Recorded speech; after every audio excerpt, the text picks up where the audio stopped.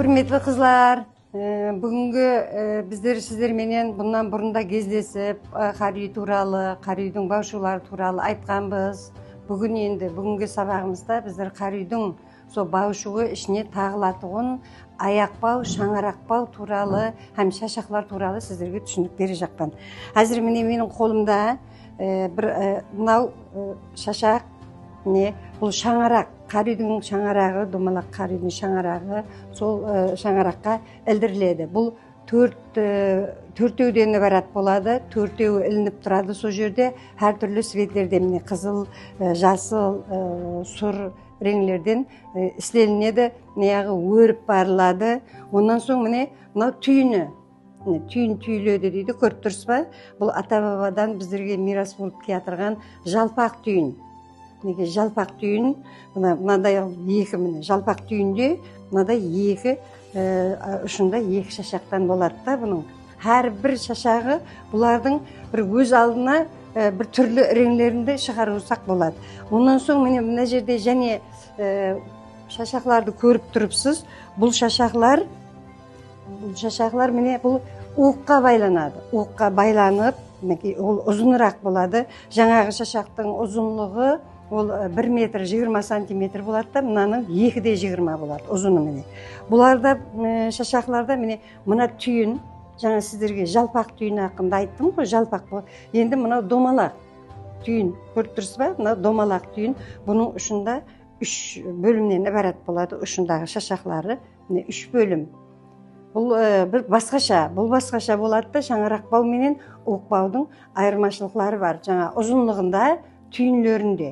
Бұны әр бір қарүйге мынадан 6-ауы тағылады, уғына 6-ауы тағылады бұның, ал мынадан шаңараққа 4-еуі тағылады. Мынаны ата-бабадан біздерге келіп қалған, біздер мына түйінді, біздер домалақ түйін деп айтамыз қазір уақытта. Негізі шаян түйін деп айтқан болар. Не үшін шаян түйін деп айтқан?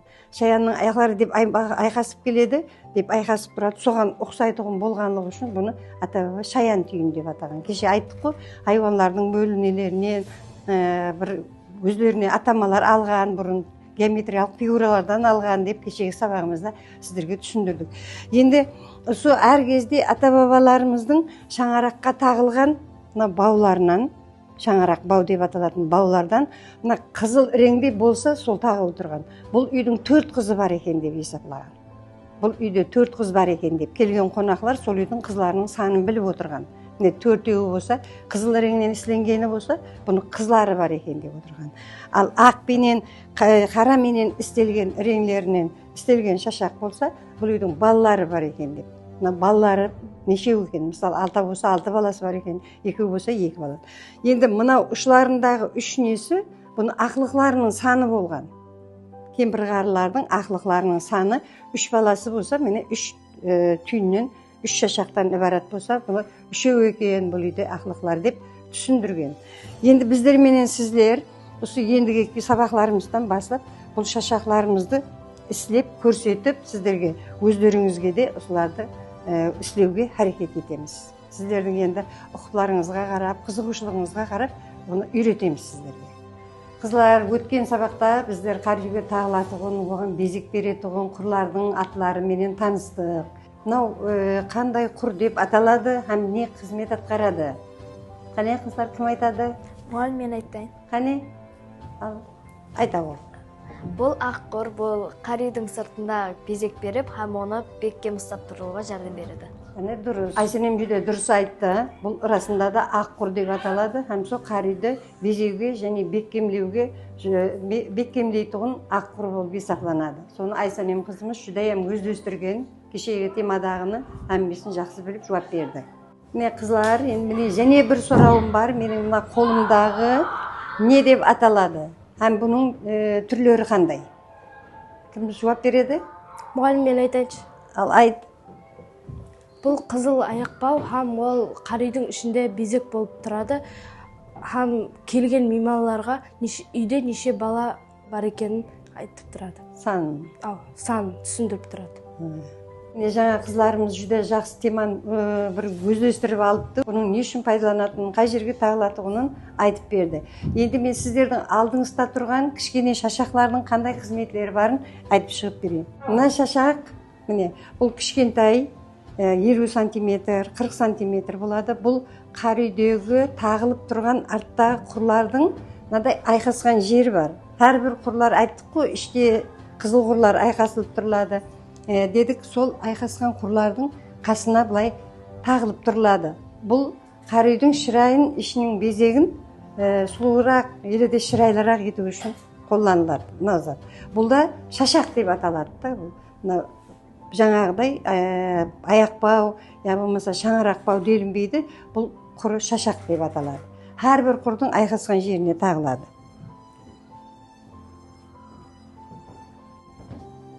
Енді мына кішкентай шашағымыз бар. Бұл нені атқарады?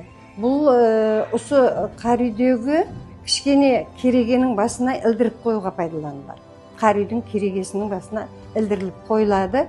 Бұны қазіргі заманауи тілменен айтқанымызда, бұны қызлардың алып жүретін сумкелеріне тағып жүрсе де болады. Бұны бір басқа өздері мамаларына бір сыйлыққа, сауға таярлап, бір көпшіктей қылып, кішкентай қылып, мынадай істесе, соның ортасына тағып қойса да болады, былай шырайы сұлу болып тұрады. Соған пайдаланып кетті. Қазіргі уақытта да бұл соған тағылатұғын біздерде көпек деп айтса да болады, шашақ деп айтса да болады бұл затты.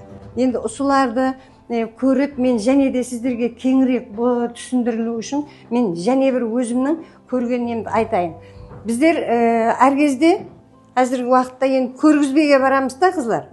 Көргізбелерге барған уақытымызда біздерге, өздерімізге де мына қар үйімізге шетелді мейманлар келеді. Сол уақытта мынаны ұсылап, жаңағыдай көргізбелерге барған уақытта шетелдік мейманлар бұны маған сұрау береді олар. Бұны не үшін пайдаланасыз деп. Біздер енді қар үйге де пайдаланамыз, соған пайдаланамыз, соған тағамыз дейміз бе? Олар айтады маған, мынандай пальтоның сыртына, шубының сыртына пояс ет тағылса да болады екен ғой, мынандай етіп дейді. Сырт елден келген мейманлар мынандай алып тағып жүрсе де болады екен дейді. Соның үшін біреулер сатып алып, ұсынымнаны қыздардың мынандай беліне пальто, қыста пальто киіп жүреді ғой, соның сыртынан тағып жүруге де болады екен. Қарақалпақтың нағыз милли қол өнері осындай етуге де болады дейді.